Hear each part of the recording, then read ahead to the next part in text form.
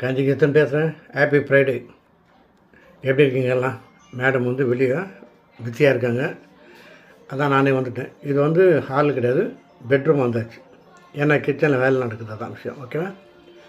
இன்றைக்கி மேடம் சொல்கிற மாதிரி நானும் சொல்லிக்கிறேன்னே. பிறந்த நாள் எல்லாருக்கும், இன்றைக்கி எல்லாருக்கும் பிறந்த நாள் வாழ்த்துக்கள், கல்யாண நாள் வாழ்த்துக்கள். வேலை கிடைக்கல, வேலை கிடைக்கட்டும், நல்ல வேலையை இஷ்டம் போல ஜாலியாக இருக்கட்டுமே அப்படின்னு.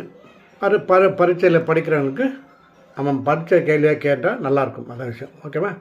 என்னுடைய ப்ரேயர் கல்யாணம் ஆகாதவனுக்கு நல்ல வரணம் அமையட்டும், சந்தோஷமாக இருக்கட்டும். அதான் நம்ம வாழ்க்கை. ஓகே, பணம்லாம் பெருசு கிடையாதுங்க, லைஃப் தாங்க முக்கியம். அதான் என்னை பொறுத்திருக்கும். ஓகேவா?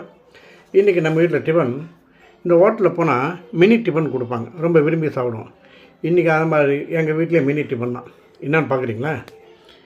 பூரி இப்போ செஞ்சது, பூரி அண்டு கிழங்கு. ஓகேங்களா?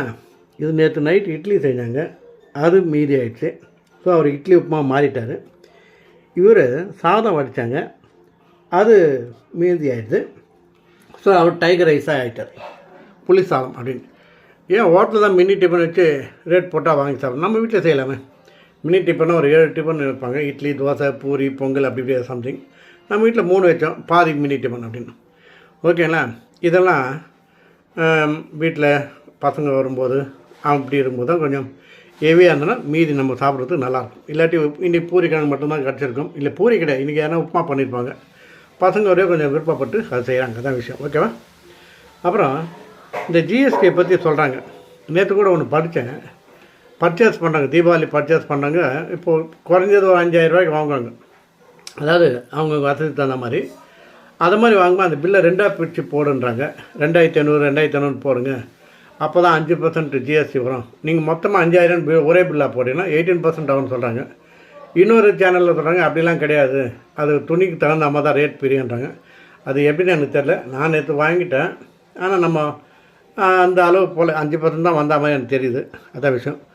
அப்புறம் இன்னொன்று, நம்ம இந்தியாவில் எந்த இடம்னு சரியாக தெரியல, நான் அப்புறம் சொல்கிறேன். ஒரு குழந்தைக்கு 2 காலம் ஒரு ஆக்சிடெண்ட்டில் கட் ஆகிடுச்சுங்க. அந்த காலை இணைச்சிருக்காங்க, அந்த குழந்தை படம் போட்டிருக்காங்க, அந்த டாக்டர்ஸ் படம். இந்தியாவில் முதல்ல ஆப்ரேஷன் இது தான்.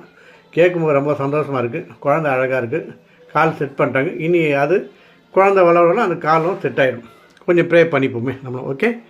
மற்றபடி எல்லோரும் சந்தோஷமாக ஜாலியாக இருக்கணும். அது எங்கே இடத்துல இந்தியாவில் பண்ணாங்கன்னு தெரில.